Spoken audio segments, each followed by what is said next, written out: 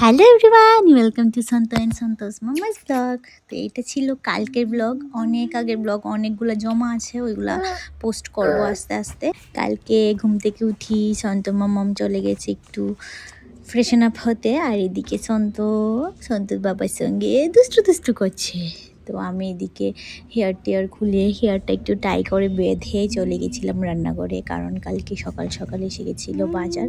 সকাল সকাল বলতে প্রায় 11টা বাজে আমরা ঘুম থেকে উঠেছি, কারণ সন্ত এখন দুষ্টু দুষ্টু করে নাতে, যেহেতু ঠান্ডা তাই না গো বাবা। তো সন্তর জন্য সন্তর বাবা নিয়ে এসছে বিট আর নিয়েছে পামকিন।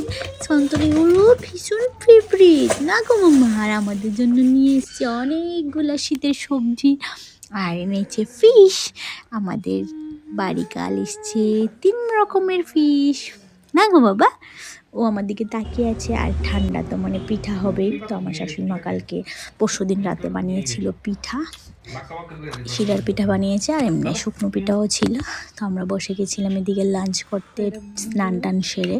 তো আমাদের লাঞ্চে কালকে ছিল শাক ছিল, তারপর ছিল মাছ ভাজি, তারপর চচ্চড়ি, শীতে সব সবজি দিয়ে চচ্চড়ি, এটা আমার খুব ভালো লাগে। আর ছিল টমেটো ডাল, ধনে পাতা দিয়ে, এটা তো এমনিতেই ভালো লাগে, ডাল আমার খুব প্রিয় বরাবরই।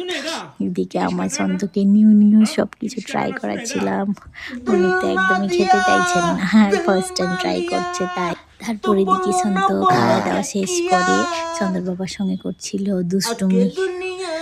তারপর আমরা বিকেলে চলে গেছিলাম একটু বাড়িতে, কারণ অনেকদিন ধরে সন্ত নানু বাড়ি যাচ্ছিল না, তাই আমরা যাচ্ছিলাম সন্তর নানু বাড়িতে।